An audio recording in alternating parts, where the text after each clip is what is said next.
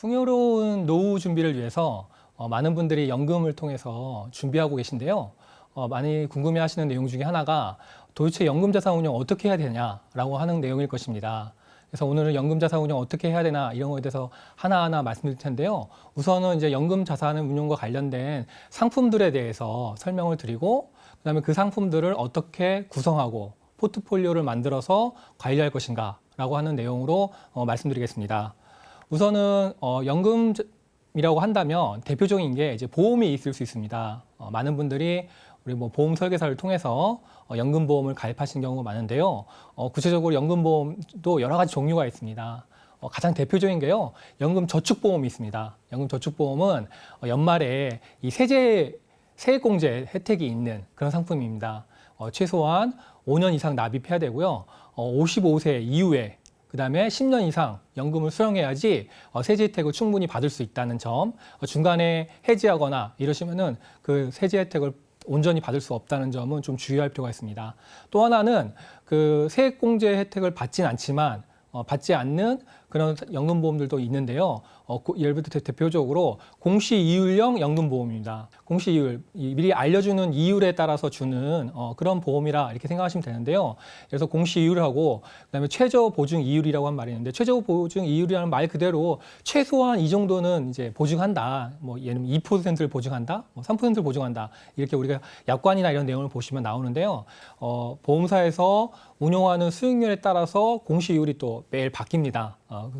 그런 이율과 그다음에 최저 보증 이율에 따라서 나중에 적립금이 받는 게 달라지겠죠. 하지만 어쨌든 간에 원리금 보장이 되는 상품이고요. 또 하나는 무엇보다 이 상품의 장점은 5년 이상 하고 그다음에 월 150만 원 이내에서 또 제일 중요한 거는 10년 이상 하실 경우에는 비과세 혜택이 있다는 겁니다. 요즘에는 이제 비과세 혜택이 있는 상품들이 거의 없거든요. 근데 이제 이 연금보험 같은 경우는 비과세 혜택이 있죠. 그래서 이제 비록 물론 뭐 매해마다 세액공제라는 이런 혜택은 없지만 10년 이상 장기로 할 경우에는 비과세 혜택이 있기 때문에 많은 분들이 또 이 공시이율형 연금보험을 통해서 연금을 준비하고 있습니다. 이 보험 상품인데 또 이 공시이율형 연금보험은 좀 안정적이라고 한다면 상대적으로 좀 이제 적극적으로 운영하는 그런 상품이 있는데요. 이게 바로 변액연금보험입니다. 말 그대로 변액, 액수가 변하는 거죠. 변액연금보험인데 이제 우리의 투자 성과에 따라서 나중에 받는 보험금이 달라진다라고 보시면 될 것 같습니다. 이 역시 마찬가지로 10년 이상 하시면은 이제 비과세 혜택이 있습니다. 이 안에 이제 변액연금보험 같은 경우도 좀 주의하실 게 이거 가입하실 때는 이제 뭐 우리 설계사를 통해서 가입하실 때는 가입을 하시고 난 다음에 그 안에서 이제 상품을 교체한다거나 이런 활동을 안 하시고 그냥 방치하는 경우가 상당히 많이 있습니다. 예, 그래서 많은 분들이 이제 보험사에서 뭐 안내 문자도 가고 좀 다른 상품을 하고 수익률도 이렇게 알려드리고 하는데 많은 분들이 이제 그 워낙 생계 바쁘다 보니까 그 관리를 잘 못하는 경우가 많이 있는데요. 이 변액연금보험은 하나의 어떤 과일바구니라고 볼 수 있어요. 과일바구니고 그 안에 또 뭐 예를 들면은 국내 채권 펀드, 그다음에 뭐 해외 채권, 그다음에 국내 주식, 해외 주식 뭐 이런 다양한 상품, 펀드 상품으로 이 구성이 되거든요. 그러면은 그런 상품으로 해서 또 포트폴리오를 짜가지고 내가 뭐 국내 주식이 얼마, 해외 주식이 얼마, 뭐 예를 들면은 국내 채권이 얼마 이런 식으로 비중을 나눠서 이렇게 관리하고 또 시장 상황에 따라서도 비중을 좀 조정하고 이런 활동들을 하심으로 인해서 해야지 나중에 말 그래도 변액, 액수가 변하는데 마이너스를 변하면 안 되겠죠. 예, 물론 마이너스 날 리는 없지만 어쨌든 간에 좀 높은 액수로, 더 많은 액수로 나중에 연금 보험금을 받을 수 있다는 그런 점에서는 관리가 꼭 필요한 상품이라고 할 수 있습니다. 예, 끝으로 또 이제 연금보험 상품 중에서 하나는 즉시 연금보험입니다. 이건 말 그대로 즉시 연금이죠. 그러니까 내가 목돈을 한꺼번에 넣으면은 바로 그 다음 달부터 연금으로 받을 수 있는 상품입니다. 네, 그래서 이제 우리가 뭐 예를 들어서 노후에 열심히 이제 일을 하시고 그동안 저축을 했던 목돈이 딱 있다면 뭐 미처 내가 뭐 젊을 때부터 연금을 준비 못했다 이런 경우에는 이 목돈을 또 연금화 시키는데 현금 흐름으로 만드는 데 있어 가지고 아주 유용한 상품이라고 할 수 있어요. 그래서 이제 즉시나 연금보험을 넣어서 그 다음 달부터 이제 받을 수 있는데 이 안에도 또 다양한 형태가 있습니다. 그래서 바로 일정한 금액으로 받을 수 있는 그런 또 연금 즉시나 연금보험이 있고요. 또 하나는 이제 내가 받다가 남은 금액은 자녀분한테 상속한다. 예, 이렇게 상속하는 것도 있고, 그다음에 아니면은 또 이 종신, 사망할 때까지 받는다. 뭐 이런 것들이 있는 거죠. 그러니까 그래서 우리가 이제 반대 개념이 이제 확정연금보험하고 종식연금보험인데요. 종식연금보험은 이제 사망할 때까지 받는 거고, 확정연금보험은 내가 일정 기간, 10년이면 10년, 20년이면 20년 이렇게 이제 달라지는 거죠. 왜냐하면 이제 만약 종식연금용으로 하셨는데 불의의 사고로 인해서 좀 예상보다 좀 일찍 돌아가셨다면 그 나머지 기간 동안은 덜 받게 되니까 좀 상대적으로 손해를 볼 수 있지 않습니까? 그렇기 때문에 일정 기간을 내가 확정하는 거죠. 만약 10년이나 20년을 확정하고 나면은 10년, 20년 동안에 계속 연금이 지급되는데 그 사이에 설사 사망하시더라도 그 이제 자녀 남은 가족들한테 그 기간 동안은 계속 지급되는 그런 이제 형태인 거죠. 그래서 확정연금형이 좋을지 종식연금형이 좋을지 이렇게 선택하는 경우도 있습니다. 그다음에 이제 마지막으로 자녀에게 주는 거는 상속연금형 이렇게 나눠진다라는 점도 보시면 될 것 같고요. 자, 연금 상품은 이제 뭐 보험 상품, 제가 뭐 예를 들어서 이제 펀드 상품 여러 가지 상품들이 있습니다. 이런 것들을 어떻게 해야 되나라고 하는 방법을 이제 한번 그림을 가져와 가지고 설명을 드리는데요. 첫 번째는 이제 가장 중요한 건 시작은 뭐든지 이제 목적입니다. 내가 이거를 어떤 목적으로 운용할 것인가? 뭐 노후 생활을 위한 것이냐? 아니면은 단기적으로 뭐 주택자금을 마련하거나 자녀들의 교육비라든지 결혼자금을 마련할 것이냐에 따라서 달라질 수 있는데요. 단기적으로 마련한다는 거는 그런 이제 연금보험 같은 거, 연금 상품 같은 거 하시기보다는 그냥 일반적인 예적금이나 보험, 그냥 펀드 이런 걸 활용하셔가지고 그 목적에 맞게끔 하시면 될 것 같고요. 노후 보장을 위해서 내가 이제 퇴직을 하거나 은퇴하고 나서 더 이상 정기적인 월급과 같은 정기적인 소득이 없었을 때를 대비하기 위해서는 그때부터는 이제 연금 상품을 활용하시는 거죠. 거기에 이제 개인연금, 우리가 국민연금 있고 퇴직연금 있고 그다음에 우리 추가로 풍요로운 노후 준비를 위해서 하시는 게 이제 개인연금이라고 할 수 있습니다. 그래서 개인연금을 선택하신 다음에요.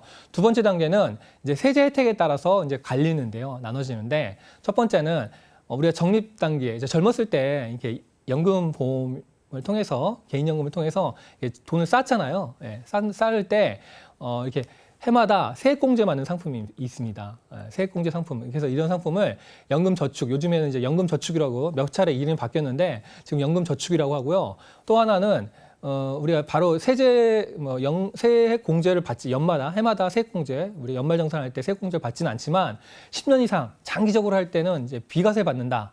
하는 상품이 있는데 이게 바로 이제 연금보험입니다. 두 가지로 세제 혜택에서 세액 공제 받는 게 있고 그다음에 비과세 받는 게 있다.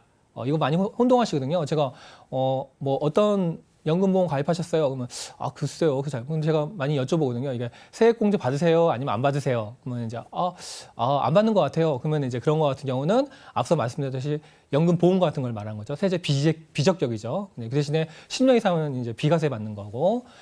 그래서 일단 연금저축 안에는 연금저축 보험이 있고 그다음에 연금저축 펀드 계좌가 있습니다. 두 가지가 있는 거죠. 그래서 연금저축 보험은 아무래도 원금 보장이 되고 그다음에 확정 금리를 받는 그런 특성이 있기 때문에 나는 좀 보수적으로 하겠다. 그렇다 한다면은 연금저축 보험을 하시는 거고 그다음에 나는 좀 적극적으로 내가 운용을 해가지고 수익을 좀 높이겠다라고 한다면 연금저축 펀드 계좌를 활용하시면 될 것 같습니다. 뭐 절대 둘 중에 하나만 선택해야 된다. 그건 아닙니다. 일부 내가 만약에 100만 원을 노후를 위해서 준비한다. 그러면은 50만 원은 뭐 연금저축 보험에다가 납입하시고, 그다음에 50만 원은 뭐 연금저축 펀드 계좌에 납입하시고 이렇게 나눠서 하실 수도 있습니다. 얼마든지. 아니면 뭐 40만 원, 60만 원 이렇게 아니 30만 원, 70만 원 이렇게 얼마든지 그 비중을 나눠서 하시는 거지. 세상에 그 장점만 있고 단점은 없는 상품은 없습니다. 그다음에 어떤 상품을 하나 딱 가입하시면은 모든 게 해결되는 그런 상품은 존재하지 않습니다. 다 상품마다 장점과 단점이 있기 때문에 각각 이제 나눠서 하시는 게 좋고요. 그 특성을 명확하게 이해하시고 나눠서 하시면 좋을 것 같아요. 그래서 일단은 연금저축 보험이 있고 연금저축 펀드 계좌가 있다. 또 하나는 그 세액공제 혜택을 받지는 않지만 장기적으로 10년 이상 하면 비과세 혜택을 받는 상품이 있는데 앞서 말씀드렸다시피 연금보험 상품인 거죠. 연금보험 상품에도 두 가지로 갈리는데요. 좀 안정적으로 할 수 있는 게 일반 연금보험이 있고요. 그다음에 내가 또 역시 아까 펀드처럼 그 안에 다양한 펀드 상품으로 구성을 하고 그다음에 상황에 따라서 변경시킴으로 인해서 나중에 보험금을 받는 금액이 달라지는 변액연금 보험이 있습니다. 이렇게 나눠집니다. 그래서 크게 네 가지로 구분이 되겠죠. 연금저축보험, 연금저축 펀드 계좌, 그다음에 일반 연금보험, 변액연금보험 이게 나눠지는데 그렇게 이런 단계를 거쳐서 내게 맞는 상품이 어떤 거고 거기에 따라서 이제 비중들을 이제 적립하는 비중금을 어떻게 나눠서 할지 이렇게 결정하시면은 좋을 것 같습니다. 자, 그 다음에 이제 펀드. 네, 많이 활용하시는 게 아무래도 뭐 우리가 펀드를 활용하십니다. 펀드라는 것이 우리가 직접 펀드를 하시는 경우도 있고 아까 말씀드렸듯이 연금저축 펀드 계좌를 통해서 연금저축 펀드 계좌라고 하는 것도 말이 좀 그렇죠. 연금 펀드 계좌. 그럼 계좌라고 하는 거는 우리가 그냥 단일 펀드 하나만 딱 하시는 게 아니라 과일 바구니 같은 거죠. 그 안에다가 사과, 배, 뭐 바나나 여러 가지 과일들을 내가 뭐 사과를 2개 두고 배를 1개 두고 뭐 바나나는 1개 둘지 2개 둘지 이렇게 결정할 수 있는 것처럼 이 계좌 상품에도 다양한 펀드들을 나눠서 할 수 있고 그다음 비중들을 이렇게 조정할 수가 있어요. 예, 그렇게 하는데 그런 이제 연금저축 펀드 계좌에서도 그렇게 할 수 있고요. 또 하나는 이제 또 하나 있었죠. 변액연금보험. 변액연금보험에서도 안에 이제 펀드들을 다양하게 나눠서 내가 이렇게 구성할 수 있습니다. 그러기 위해서는 이제 펀드 상품을 좀 이해하실 필요가 있겠죠. 이 펀드라고 하는 거는 뭐냐면 정확한 정의는 여러 사람들로부터 자금을 모아가지고 이제 펀드 매니저가 대신 투자하고 운용한 다음에 그 손익을 뭐 이익만 돌려주는 게 아니라 손실 날 경우도 손실과 이익을 그냥 돌려주는 그냥 금융상품이다라고 정의할 수 있습니다. 그래서 이제 펀드 매니저가 대신 운용해 주는 거고 여러 사람부터 자금을 모은 거고 그다음에 손실과 이익을 돌려준다. 이런 점이 3가지 중요한 포인트인데요. 그래서 뭐 우리 펀드 가입한 다음에 결국은 내가 어떤 펀드를 선택하느냐에서 그 펀드를 선택하고 가입하는 사람들의 책임입니다. 절대 펀드 매니저가 손실난 거를 뭐 메워주거나 법적으로 메워줄 수 없도록 이렇게 규정되어 있어요. 그래서 그렇게 되어 있기 때문에 내가 좋은 펀드를 고르고 그다음에 좋은 펀드를 고르고 또 여러 가지 펀드로 나눠서 투자하시는 게 좋은 방법이겠죠. 펀드 상품에는 이제 여러 가지 종류가 있는데 요즘에 가장 또 많이 인기를 끌고 있는 게 ETF라고 하는 겁니다. ETF. 네. 그래가지고 뭐냐면은 ETF는 우리말로 하면은 상장 지수 펀드라고 합니다. 상장 지수 펀드. 이것도 말이 좀 어려울 수 있는데 상장돼 있다. 거래소에다가 상장되어 있어서 상장되어 있는 펀드다 이렇게 보시면 돼요. 그래서 우리가 만약 거래소에다가 한국 거래소에 상장되어 있으면은 우리 주식 같은 경우도 뭐 삼성전자나 현대차 주식이나 이런 것들 우리가 뭐 모바일 MTS를 통해서 아니면 홈 HTS를 통해 가지고 우리가 사거나 팔 수 있잖아요. 펀드도 똑같이 보시면 될 것 같아요. 그래서 MTS나 모바일 핸드폰을 통해서도 오늘 샀다가 뭐 내일 팔 수도 있고. 이런 펀드예요. 우리가 일반적인 펀드 같은 경우는 그렇게 할 수 없거든요. 왜냐면 우리가 금융회사 가셔가지고 아니면은 핸드폰을 통해서 이렇게 샀다가 팔 수는 있는데 하루 뭐 오늘 바로 샀다가 파는 게 아니라 오늘 사면은 뭐 며칠 후에 뭐 2, 3일 후에 사지고 그다음에 오늘 판다 내가 팔았다고 매도 신청을 내면은 뭐 해외 펀드 같은 경우는 뭐 10일 이렇게 걸리기도 하고 이게 오래오래 걸려요. 근데 이 상장지수 펀드는 바로 실시간으로 거래가 시장이 열리는 실시간으로 오늘 바로 살 수도 있고 시장이 열리는 동안은 바로 팔 수도 있고 이런 이제 아주 주식처럼 아주 편리하게 거래할 수 있는 펀드 상품이라고 할 수 있습니다. 근데 이 편리하다는 게 꼭 장점만은 아니에요. 물론 이제 내가 지금 가격이 좀 오른 것 같아. 너무 많이 오른 것 같아. 그럼 바로 팔아가지고 바로 매도되니까 그런 이제 어떤 타이밍 이런 것을 잘 빨리빨리 할 수 있다는 게 장점이긴 하지만 그렇게 빨리빨리 쉽게 팔 수 있고 사다 보니까 너무 이렇게 거래를 많이 하게 되는 경향도 있고 또 하나는 오래 기다리지 못하고 바로바로 팔고 바로바로 이렇게 사고 왔다 갔다 하다 보면 단기적으로는 좀 어떤 성과를 얻을지 모르겠지만 이게 투자하시는 대부분의 사람들을 보면은 너무 자주 사고 팔기 때문에 손해가 나는 경우도 많이 있죠. 뭐 많은 분들이 이제 그런 얘기 하거든요. 투자 뭐 그게 어려운 거냐? 내가 쌀 때 샀다가 비쌀 때 팔면 되는 거 아니냐. 시장을 쳐다보다가 싼 거 같으면 얼른 샀다가 너무 비싼 거 같으면 얼른 팔면 그러면 돈 버는 거 아닙니까? 라고 하는데요. 사실 현실적으로 하면 쉽지 않습니다. 그 반대의 경우가 훨씬 많아요. 내가 이게 뭐 이렇게 한참 그래서 뭐 예를 들어서 계속 가격이 올라서 오르게 되면은 왠지 지금 샀다가는 너무 지금 이제 늦은 것 같기도 하고 그래서 결정을 못 내리는 경우도 있고 아니면 막 오르는 것 같아서 얼른 딱 사면은 갑자기 가격이 떨어지는 경우도 있고 이게 반대로 가는 경우가 많은 거죠. 그래서 이미 그 샀던 가격이 내가 생각했을 때는 쌀 때 샀다고 생각했는데 이미 고점인 경우가 이제 발생하고, 반대로 또 팔 때는 내가 이게 이미 이제 너무 많이 올라서 딱 팔았는데 그 이후에도 더 오르는 경우도 많이 있고, 네, 반대로 그런 경우도 많이 발생하는 거죠. 그래서 이제 그러다 보니까 많은 분들이 이게 아주 쉽게 생각하지만 사실은 이게 자주 사고 팔고 쉽게 사고 팔 수 있다는 게 꼭 장점만은 아니다. 예, 그래서 물론 이제 그런 어떤 펀드가 좀 오래 걸리는 거에 단점과 있지만, 이게 그래서 ETF는 아주 쉽게 사고 팔 수 있지만 또 어떤 면에서는 너무 자주 손쉽게 사고 팔므로 인해서 사람들이 너무 이렇게 오래 가지고 있지 못하고 오래 참지 못하고 이렇게 매각함으로 인해서 장기적인 성과를 떨어뜨리는 그런 요인으로 이렇게 영향을 미치는 경우가 많다는 점은 ETF를 투자하실 때 꼭 한번 생각해 보실 점이 아닌가라고 생각됩니다.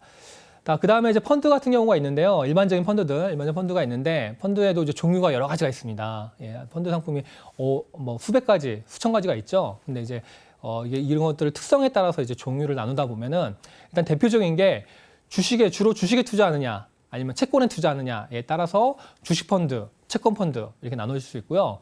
그다음에 주식하고 채권을 또 섞어서 하는 경우도 있어요. 그런 펀드들을 이제 섞어서 한다고 해서 혼합 펀드라고 합니다. 그래서 혼합 펀드로 나눠지고, 그다음에 혼합 펀드 중에서도 주식에 좀 더 많이 한다. 그럼 주식 혼합형 펀드. 채권에 좀 더 많이 한다. 그럼 채권 혼합형 펀드 이렇게 나눕니다. 예, 그래서 우리가 주식과 채권으로 나눈다면 총 4가지로 나눠지는 거죠. 채권은 안 하고 주식만 하는 펀드를 주식 펀드라고 하고, 주식은 전혀 안 하고 채권만 하면 채권 펀드. 근데 이거 섞어서 하는데 좀 주식에 많이 한다 그러면 주식 혼합 펀드, 그다음에 섞어서 하는데 채권을 좀 많이 한다면 채권 혼합형 펀드, 이렇게 4가지가 좀 나눠진다라고 보시면 될 것 같고요. 또 하나는 이제 국내 자산에다가 하느냐 아니면 해외 자산에 하느냐에 따라서 국내 펀드, 해외 펀드 이렇게 나눠집니다. 예. 해외 펀드 같은 경우도 또 해외 펀드에서도 나눠질 수가 있겠죠. 왜냐면 전 세계에다가 고루고루 투자한다 그러면 그 글로벌 펀드라고 하고요. 글로벌 투자형 펀드라고 하고, 아니면 특정 국가형에다가 중국이나 아니면 인도에다 투자한다 그러면 중국형 펀드, 중국 주식 펀드, 인도 주식 펀드, 아니면 미국 주식 펀드 이렇게 나눠지고, 또 아니면은 국가에다 투자하는 게 아니라 어떤 지역, 예를 들어서 아시아, 아니면 남미, 북미, 유럽 이렇게 특정 국가에다 투자하는 게 아니라 어떤 지역에다 투자하는 펀드도 이제 글로벌 펀드 중에 나눠지겠죠. 이런 종류들이 있고요. 요즘에는 이제 워낙 이제 우리가 국내 펀드와 해외 펀드, 과거에는 이제 해외 펀드만 많이 하셨거든요. 우리가 많이 아는 게 삼성전자, 현대차, 이건 우리 주변에 있는 이제 기업들이다 보니까 워낙 잘 알고, 나는 이제 삼성전자에 잘 알고 있어, 나는 기아자동차에 잘 알고 있어, 현대차에 잘 알고 있어 하다 보니까 많은 분들이 국내 주식에만 아니면 국내 채권에만 투자하신 경우가 많았는데, 이 국내에만 너무 투자하다 보면은 우리나라만 가지고 있는 위험이 있거든요. 예를 들어 대표적으로 우리나라가 지정학적으로 북한과 이렇게 맞대어 있고, 이런 지정학적 리스크 때문에 전 세계는 다 좋은데 우리나라만 안 좋은 경우도 있고 이런 경우 있지 않습니까?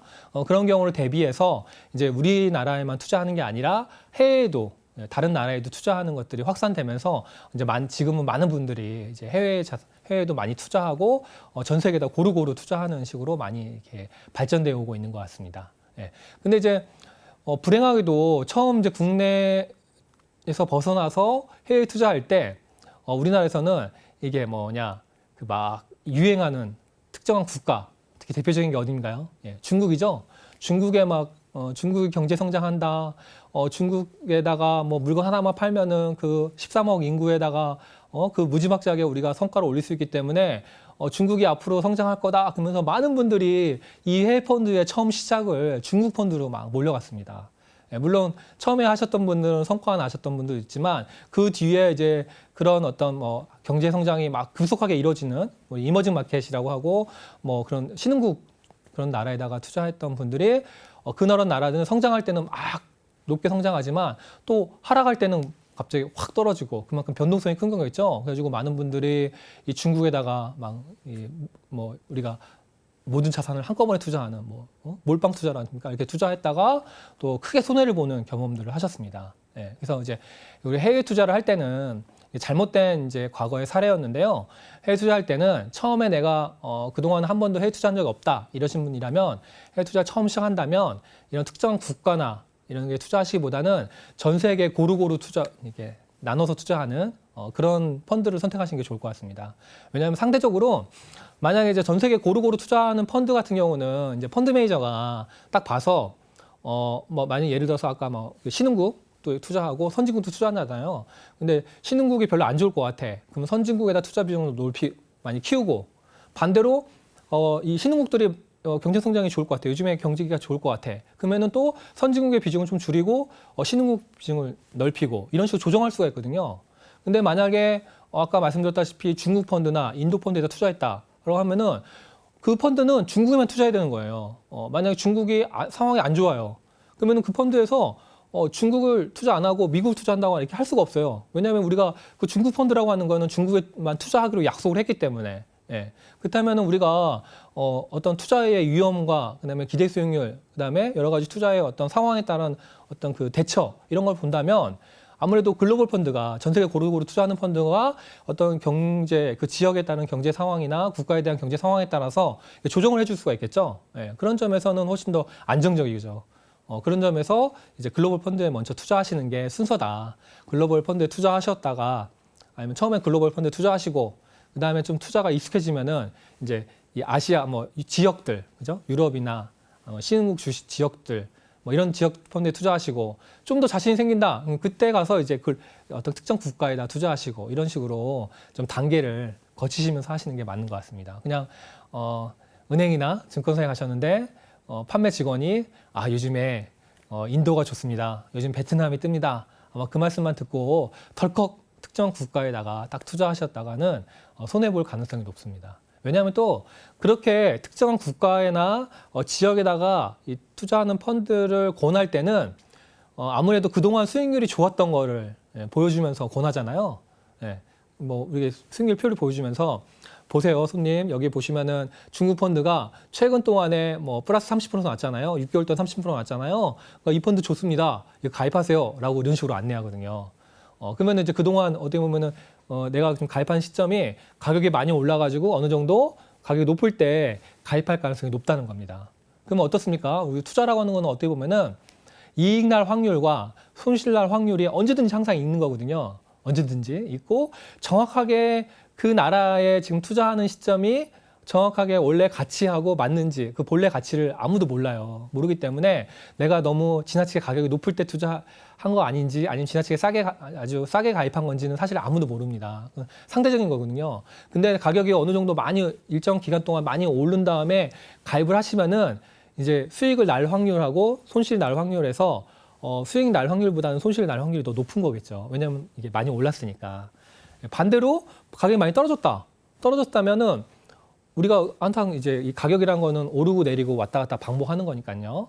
그러면 가격이 많이 떨어졌다. 내가 만약 그때 투자한다. 그러면 이제 오를 확률이랑 내 투자하고 난 다음에 수익을 얻을 확률이랑 손실을 볼 확률을 계산한다면 수익 날 확률이 높은 거겠죠. 예. 근데 이제 불행하게도 이 금융회사의 직원이나 어떤 많은 이제 그 가입자들의 또 행태상 과거에 가격이 많이 오른 거를 보고 투자하시는 경향이 많이 있는 거죠. 뭐 여러분들 만약에 수익률표를 딱 보여드리고선 뭐 중국 펀드인데 마이너스 30% 났어요. 6개월 동안에. 이거 가입하세요. 라고 하면은 가입하실 분들이 좀 많이 있으신가요? 예. 그때 가입하시는 게 맞거든요. 근데 많은 분들이 그때 가입을 좀 주저하세요. 그러다 보니까 우리 판매하시는 분들도 그렇게 권하지 못하는 거죠.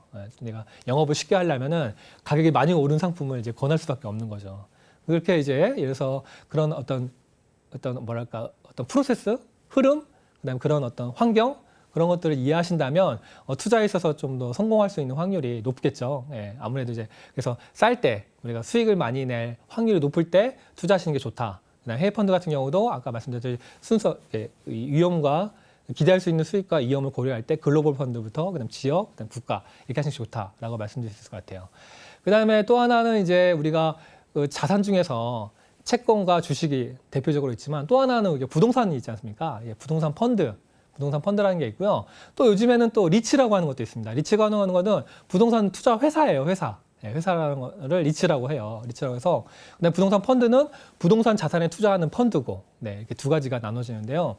부동산 펀드는 이제 펀드에서 자금을 모아서 역시 마찬가지로 어떤 특정한 부동산에다가 부동산을 사가지고 그다음에 그동안 임대 수익으로 수익을 주고 나중에 그 건물을 팔아서 다시 원금을 돌려드리거나 뭐 이런 펀드도 있고요.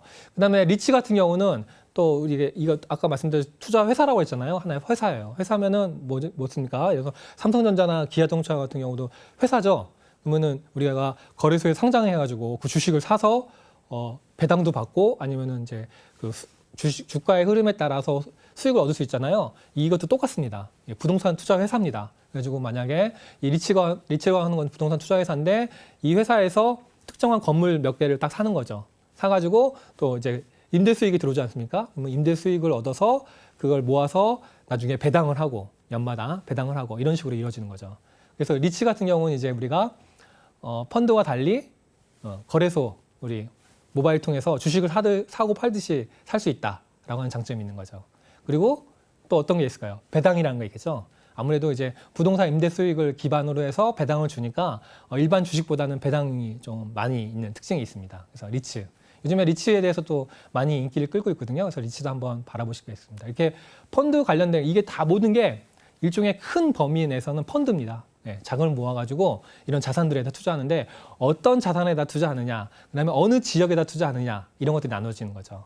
예, 그림에 보다시피 주식펀드 제가 말씀드렸는데요. 주식펀드는 이제 또 그림의 이제 표는 주식에서 이게 스타일이라고 하는데 어떤 주식 중에서도 뭐 국내 주식, 해외 주식 이렇게 나눈 것이 있었잖아요. 그것도 있고 그다음에 대형주, 주경주, 소형주. 그러니까 큰 기업을 대형주라고 하고 그다음 작은 기업은 중형주, 그다음에 소형주 이렇게 나눠지겠죠. 네, 이런 주로 어느 기업에서 투자하느냐에 따라서 이 규모에 따라서 나눠지는 겁니다.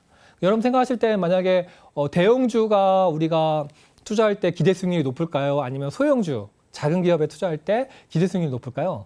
네, 맞아요. 소형주가 투자할 때 더 기대 수익률이 높겠죠. 그만큼 더 위험하니까 우리 리스크와 그러니까 우리가 투자하고 나서 손실 볼 수 있는 위험과 그 다음에 이익 볼 수 있는 기대할 수 있는 수익의 크기는 같이 갑니다. 그러니까 위험을 내가 많이 부담하면은 그만큼 수익을 많이 얻을 수 있는 거고 내가 안정적으로 하겠다 그러면은 수익도 그만큼 적어질 수밖에 없는 겁니다. 그렇다면은 대형주와 소형주 이런 것도 보시면은 소형주는 위험이 큰 만큼 기대 수익도 높고 대형주는 그 대신에 뭐 예를 들면 현대차나 뭐 그다음에 삼성전자 이런 데는 뭐 아주 안정적이잖아요. 큰 기업이고 믿을 수 있고 그죠? 그 대신에 기대 수익은 그렇게 크지 않은 거겠죠. 상대적으로 이게 나눠지고요.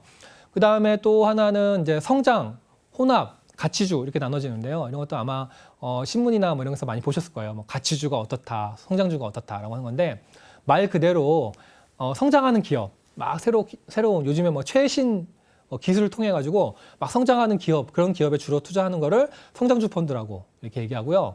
반대로 가치주는 이제 성장하기보다는 그 가치, 사업의 가치에 따라서 가치에 그 흐름에다 투자하는 겁니다. 예를 들면 뭐 대표적인 게 뭐 한국전력 같은 그런 데예요. 그런 데는 더 이상 뭐 우리가 성장하기가 새로운 사업을 뭐 해가지고 성장하는 걸 기대하기보다는 그냥 전기세 따박따박 잘 받아가지고 그죠? 비용을 아끼고 전기세 따박따박 받아서 기업이 아주 이렇게 안정적으로 쫙 흘러가잖아요. 그런 데를 이제 가치주라고 할 수 있겠죠. 그래서 이제 그런 것들을 가치주라고 하고 성장주 이거 섞어서 하는 걸 혼합형이라고 합니다. 이렇게 펀드는 여러 가지 어떤 특성에 내가 어떤 주식에 투자하느냐에 따라서 나눠지는 거죠. 또 채권 펀드는 보시면은 장기, 중기, 단기. 예, 채권은 뭐냐면 우리가 그런 거잖아요. 내가 누구한테 돈을 빌려준 다음에 나중에 망하지 않으면은 원금 중간에 이자를 받다가 나중에 이제 원금을 돌려받는 일종의 차용 증서 같은 거죠. 그걸 채권이라고 하는데 내가 아주 장기로 돈을 빌려준 거를 이제 장기 채권이라고 하고 단기로 빌려주는 걸 단기 채권이라고 하죠. 예, 그래서 아무래도 장기 채권이 내가 뭐 예금 같은 경우도 5년짜리를 가입하면 훨씬 더 이자가 높듯이 장기 채권이 훨씬 금리가 높죠. 단기 채권은 이제 금리가 낮고 그런 게 있고 또 고등급, 중등급, 저등급은 나눠요. 고등급은 등급이 높은 거, 저등급은 그만큼 신용등급이 낮은 거 이렇게 투자합니다. 각 지역에 따라 나누고요. 이렇게 정말 펀드는 다양하게 있는데 그런 특성에 따라서 이렇게 구분이 된다라고 하는 것들을 한번 이해해 주시면 좋을 것 같아요. 그 다음에 이제 연금 상품에서 개인연금은 안 그런데 퇴직연금은 우리가 직장에 다니시는 분들 같은 경우는 퇴직연금 상품도 많이 운용하지 않습니까? 그때는 이제 원리금 보장 상품이 있어요. 예, 원리금 보장 상품도 몇 가지가 있는데요. 첫 번째는 대표적인 게 은행 정기예금입니다. 예, 은행에다 우리가 보통 일정한 기간 동안에 예금하는 거죠. 1년 동안 하고 뭐 5년이면 5년, 3년 동안에 돈을 맡기고 나서 이자를 받는 거, 정기예금이 있고요. 또 하나는 요즘에 인기 많이 끌었습니다. 그 금리가 상대적으로 높아서 시중은행보다는 위험이 상당히 높기 때문에 당연히 금리가 높겠죠. 그래서 저축은행 정기예금이 있습니다. 역시 마찬가지로 근데 우리 정기예금 5천만 원까지는 예금자 보호가 됩니다. 그죠? 퇴직연금에서 개인이 가입하는 DC하고 IRP 같은 경우는 이제 5천만 원까지 예금자 보호가 되는 만큼 5천만 원까지 그러니까 원리금 이자하고 포함해서 원금과 이자를 포함해서 5천만 원이거든요. 그러니까 5천만 원 딱 맞추시면 안 되고 이자금은 만약에 혹시 그 저축은행이 뭐 부도가 난다 그러면 못 받을 수 있으니까 뭐 4,500만 원이나 뭐 이 정도까지 가입하셔서 여러 군데 나눠서 그죠? 저축은행 한 군데당 5천만 원씩이기 때문에 이렇게 나눠서 하시면 될 것 같아요. 그래서 저축은행 정기예금이 있다. 또 하나는 이제 보험사나 증권사에서 또 하는 원리금 보장 상품이 있습니다. 예, 이건 좀 많이 이제 모르실 수도 있는데 보험사에 GIC라고 하는 게 있어요. G, 뭐 개런티 인컴 컨택트라고 하는 말인데요.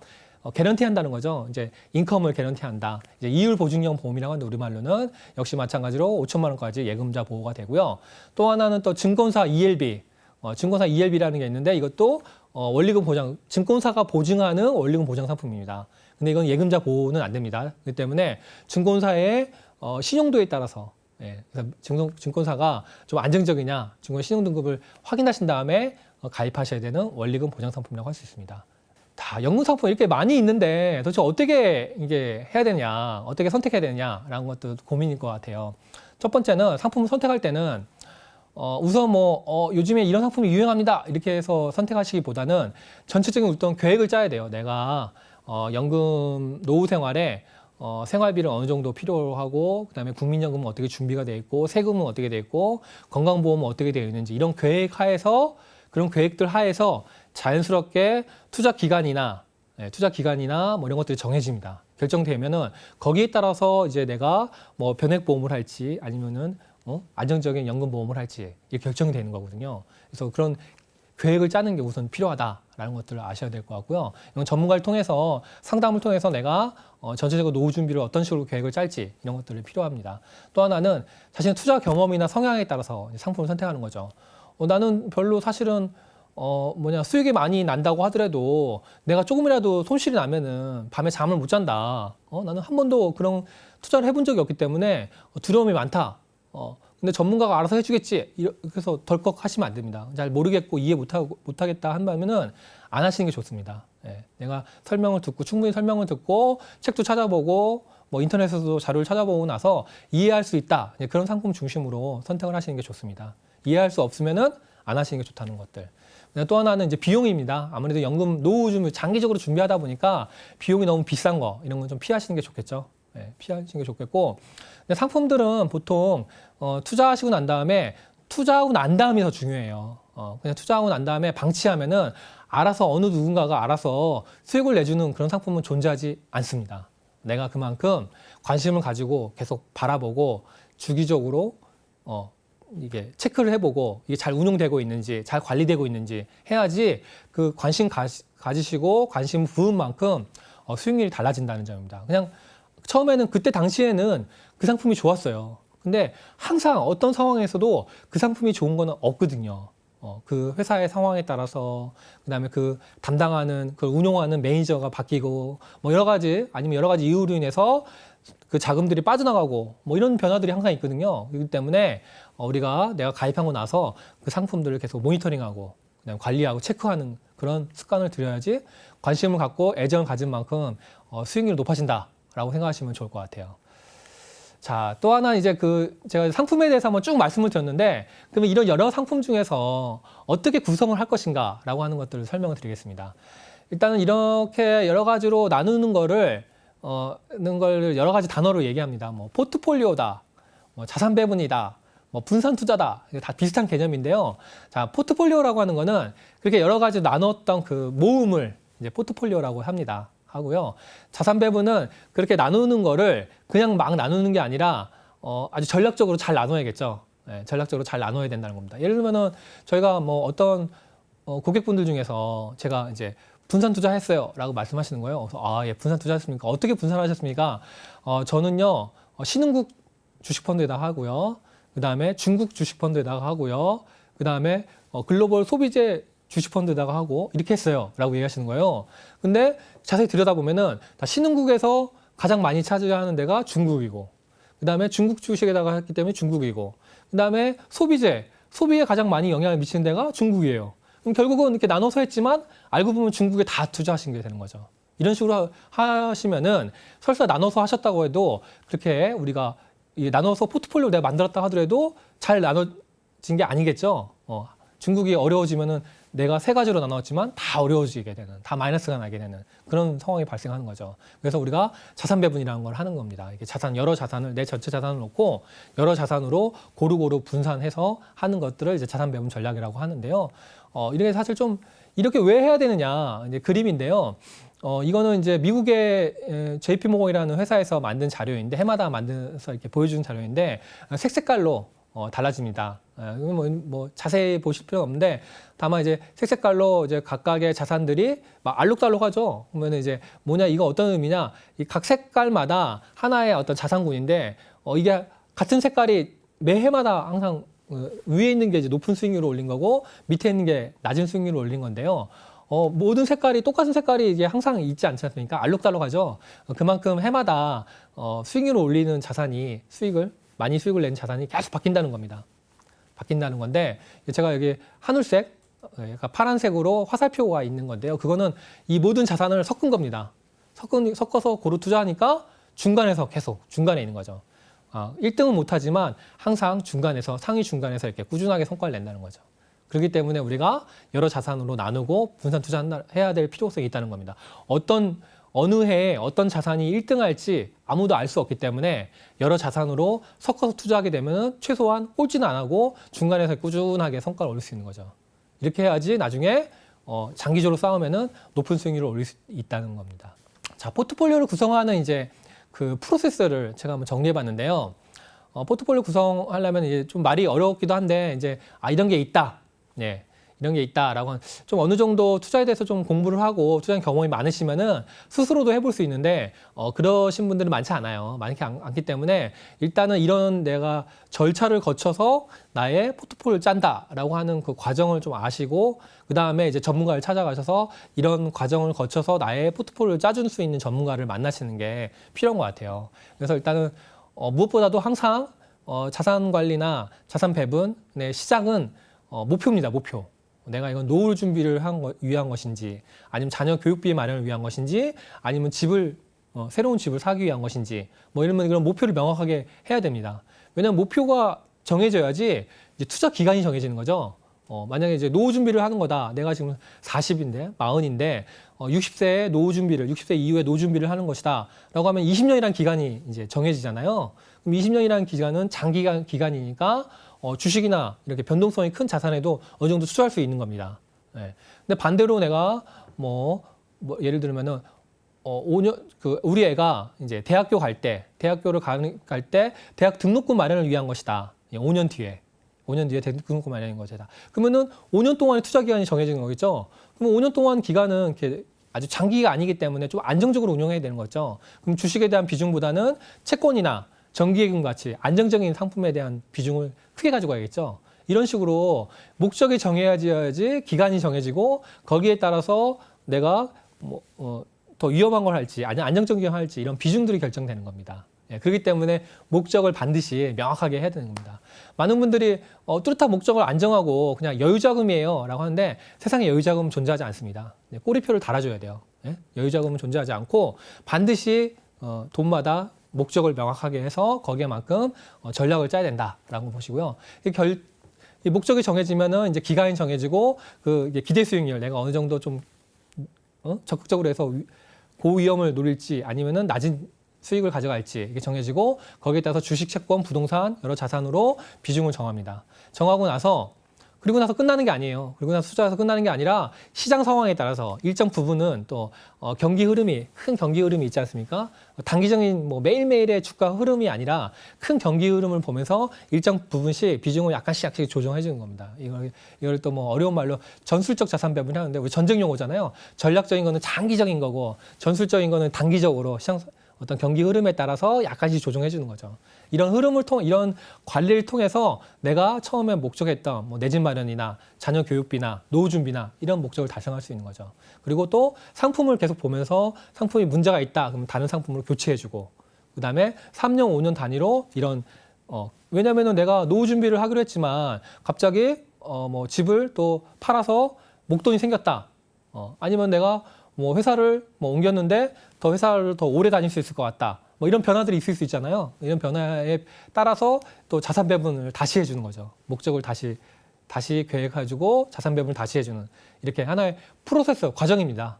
자산 관리 있는 거는 한번 딱 해가지고 그냥 쭉 가는 게 아니라 계속 목적을 정하고 상품을 하고 그다음에 관리를 하고 다시 목적을 다시 정리하고 다시 또 자산 배분하고 이런 이제 프로세스 일련의 과정들을 우리가 자산 관리 과정이라고 얘기할 수 있어요. 네. 자, 이런 이제 자산 관리 전략은 여러 가지가 있는데 제가 좀 이렇게 쉽게 우리가 개인들이 쉽게 할 수 있는 것들 몇 가지 한번 이제 말씀드리겠습니다. 말씀드리고 마무리 지으려고 하는데요. 가장 대표적인 게 핵심 위성 전략입니다. 이건 뭐냐면은 우리 그림처럼 지구와 달, 지구와 달로 있는데 지구가 핵심이고 위성, 달처럼 이렇게 가는 겁니다. 핵심은 뭐냐면 내가 100만 원에 있다. 이거는 지구와 달로 나누는 거예요. 그래서 지구와 달로 나눠서 지구 훨씬 크죠. 그래서 지구에다 더 많이 하고 달은 조금 더 상대적으로 적게 하고 그다음에 지구는 뭐냐면 핵심은 남들 버는 만큼 벌려고 하는 거. 예, 남들 버는 만큼 벌려고 하는 거. 예를 들어서 뭐 내가 만약에 주식에다 투자한다. 그러면은 남들 버는 만큼 하는 거. 뭐 전 세계에다 고루고루 투자하는 펀드. 이런 것들이 이제 지구 핵심 자산이라고 할 수 있겠죠. 그다음에 위성은 뭐냐면 남들 버는 것보다 더 초과 성과를 얻기 위한 거. 남들보다 더 수익을 높게 하기 위한 거. 예를 들어서 아까 이제 핵심이 글로벌 자산 주식 펀드라고 한다면 위성은 뭐 특정 지역이나 특정 국가에다 투자하는 펀드, 주식에다 투자하는 펀드. 이거는 내가 더 초과 성과를 얻기 위한 거죠. 뭐 이런 식으로 구분하는 겁니다. 나는 아주 보수적이에요. 그래서 나는 그냥 정기예금에 만족할래요. 예? 그러면은 정기예금에다가 핵심으로 하고 나는 약간 그래도 정기예금보다는 조금 더 수익을 얻겠다. 그러면은 뭐 정기예금 빼고 또 채권 펀드에다가 뭐 위성으로 하고 이런 식으로도 나눌 수 있겠죠. 이런 식으로 자산을 2개, 3개 나누는 대신에 그 대신에 핵심과 위성으로 이렇게 분류해가지고 나누는 방법입니다. 이게 아주 쉽게 보이고 좀 단순해 보이지만 선진국에서 실제 거액의 자산가를 대상으로 하는 PB들이 많이 활용하는 방법입니다. 예, 그래서 이런 개념으로 항상 나눈다 이렇게 생각하시면 될 것 같고요. 또 하나는 바벨 전략입니다. 바벨 전략은 그림에서 보는 것처럼 우리 운동할 때 쓰는 이제 바벨 이제 들는 운동이지 않습니까? 그것처럼 양쪽에다가 이제 하는 건데 하나는 이제 아까 그 핵심 위성 전략하고 비슷하긴 해요. 근데 핵심 위성 전략은 핵심을 많이 가져가는 거고 위성은 이제 적게 가져가는 거고 이런 건데 여기서는 이제 이거는 비슷한 개념이긴 한데 위험 자산과 안전 자산으로 양쪽으로 딱 나눠서 투자하는 거예요. 중간은 없는 거예요. 중간은 없고 위험 자산과 안전 자산으로 이렇게 나누는 겁니다. 그래서 우리가 양쪽에 있다고 해서 이제 바벨 전략을 하는데요. 이거는 뭐냐면은 위험 자산은 말씀드린 대로 좀 초과 성과를 얻기 위한 거고 안전 자산은 어떤 일이 있더라도 심지어는 뭐 글로벌 금융 위기가 오더라도 안전하게 맡긴다. 양극단으로 자산을 나눠서 운용하는 전략이라고 할 수 있어요.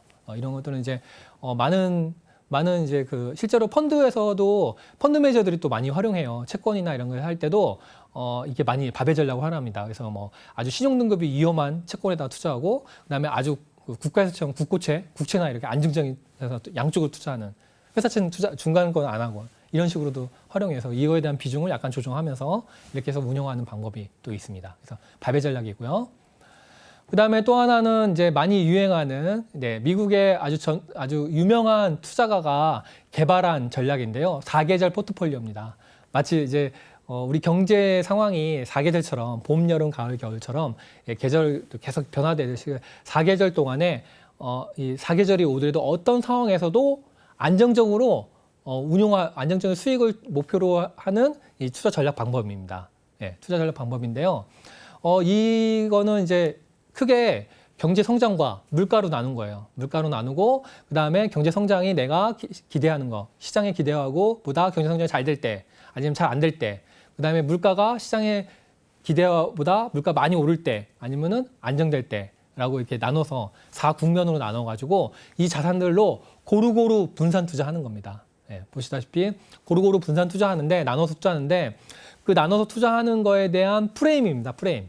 주식. 그다음에 기업체라는 건 회사체를 말하겠죠. 그다음에 부동산, 원자재, 그다음에 물가가 증가하고 원자재, 부동산, 물가연동체, 그다음에 국채. 미국에서 미국의 투자 전문가가 개발하다니까 미국 국채로 됐는데 우리나라면 우리나라 국채겠죠. 그래서 국채, 물가연동체, 미국 국채, 주식 이런 식으로 이 시장의 상황에 따라서 유리한 자산군들이 있거든요. 근데 그 군들을 이제 구분한 다음에 그 자산들로 이제 분산해서 투자해서 함으로 인해서 어떤 경제 상황이 오더라도 꾸준하게 안정적인 성과를 올리겠다라고 하는 운용 전략입니다.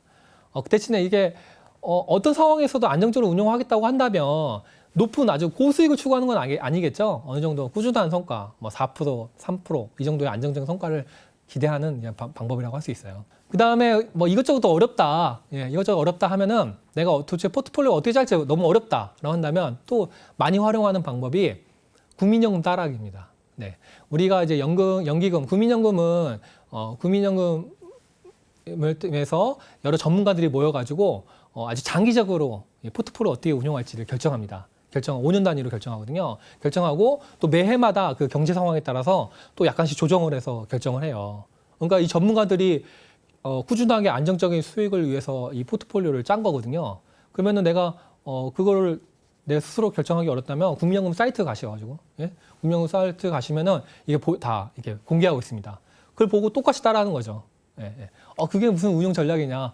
이것도 많이 활용하는 방법입니다. 일반적으로 많이 활용하는 방법입니다. 뭐 우리 신문기사나 이거 보시면 아시겠는데, 뭐 워렌 버핏이라든지 세계적인 어떤 투자 전문가를 그걸 따라해서 부자가 된 사람들도 많이 있어요. 그런 것처럼 이렇게 아주 그 투자에 있어서 아주 잘 짜여진 전문가들이 많이 모여지는 아주 모범 사례처럼 모범 답처럼 아주 잘 짜서 잘 운용하고 있는 거를 따라하는 방법인 거죠. 우리 옆에는 국민연금처럼 대표적으로 이런 것들을 그렇게 어떻게 운용해서 어떻게 나눠져 있는지를 보시다시피 국내 주식, 해외 주식, 국내 채권, 해외 채권 이렇게 비중이 나와 있거든요. 이걸 따라서 꾸준하게 운용하면은 또 안정적인 성과를 기대할 수 있는 거겠죠.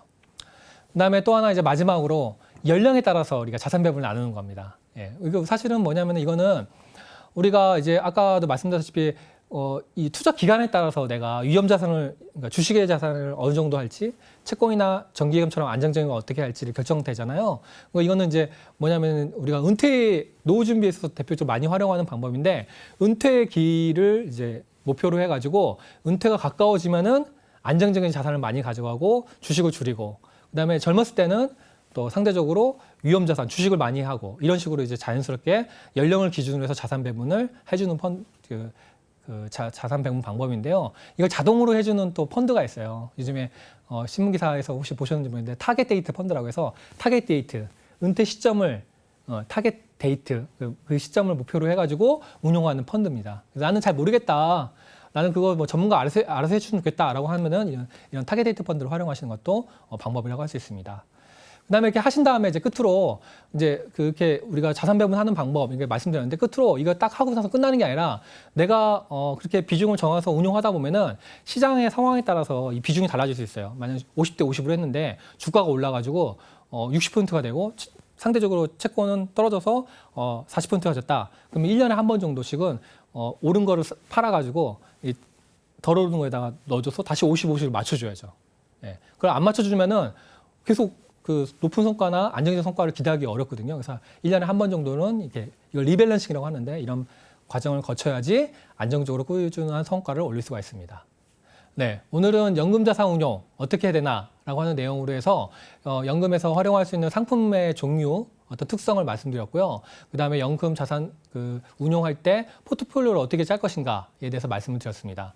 연금 자산 운용은요, 어떤 특정한 상품 하나만으로 해결되지 않고요. 다 상품마다 장점이 있고 단점이 있기 때문에 이 장점과 단점을 잘 아시고 고루 잘 이렇게 나눠서 하시는 것들이 중요한 것 같습니다. 이런 상품들을 잘 고르게 잘 분산해서 잘 관리해 나간다면 아마도 풍요로운 노후 준비에 있어서 큰 도움을 받을 수 있을 것입니다. 이로운 경제 채널 EBC를 통해서 여러분들이 행복한 노후를 준비하는데 큰 도움을 받으시길 바라겠습니다. 감사합니다.